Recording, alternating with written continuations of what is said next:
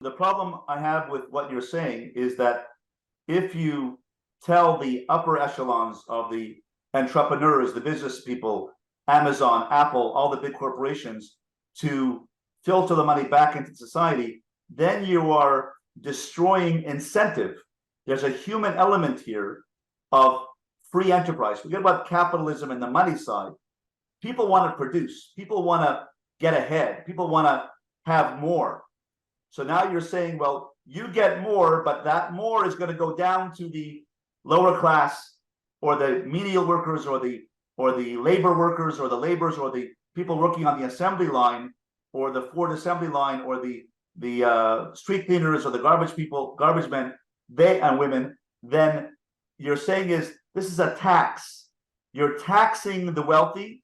You're taxing the corporations to give money down to the lower class so that they don't commit crime and anarchy. You're really kidnapping the higher echelons and forcing them to give in to the lower class threat of I'm going to kill you and rob from you and steal from you unless you give me a subsistence wage.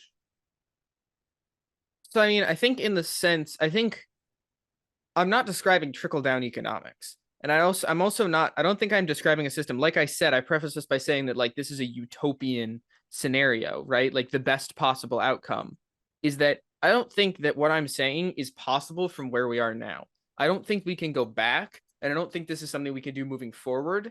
This is like just a better way that our civilization could have developed. And I don't necessarily think that there is a way to go back or to make this happen ever again, because our world is set in stone. Our world is constantly moving and constantly flowing. There's no way to just stop that and go, okay, you know what? We're just going to take a step back. We're going to start over. We're just going to do it again. Let's see if we can do it better. No one's going to agree to that. And there's no way it could happen.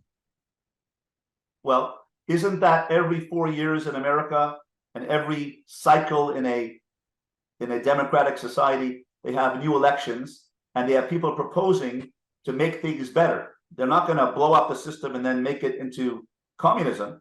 Biden took almost an entire year off over these past 4 years. So like, it's pretty clear that like nothing's happening. They're not doing anything. They say they're going to do all these things and they say they're going to change all these things and make all these magical changes.